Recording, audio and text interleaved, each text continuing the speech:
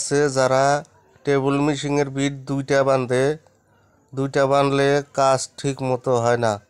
4টা করে বিট আছে, 4টা করে বিটে ধার দিয়া বাঁধা কিভাবে সাকসেস মতো তারে বাঁধা রেডি করা লাগে কমপ্লিট প্রসেসটা দেখাইছি, দেখানোর চেষ্টাও করছি। আপনারা পুরাপুরি দেখবেন, দেখার পরে লাইক শেয়ার সাবস্ক্রাইব জরুর করবেন। কেউ যাতে সাবস্ক্রাইব না করা বলেন না। মেশিন কিন্তু কিভাবে ধার দেয়, কিভাবে ফিটিং করে, এই বস্তুগুলা দেখায় খুব কম।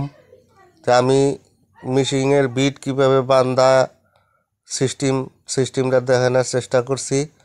আপনারা নিশ্চয় লাস্ট পর্যন্ত দেখবেন এবং আমার ভিডিওটা বানানোর সাকসেস মনে করবো যখন আপনারা লাইক শেয়ার করবেন, কমেন্ট করবেন এবং এই টেবিল মেশিনের কারুকার্যটা পুরাপূর্ণ দেখবেন। কেউ স্কিপ করবেন না, নিশ্চয় দেখবেন, দেখা কমেন্ট করবেন নিজের ভাই বন্ধু হিসাবে।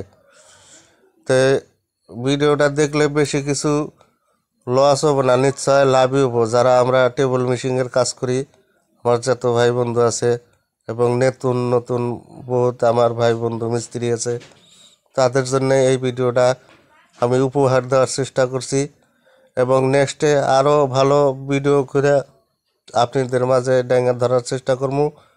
নিশ্চয় আপনারা সাপোর্ট করবেন আমার প্রাণপ্রিয় কলিজার ভাই ও বন্ধুরা।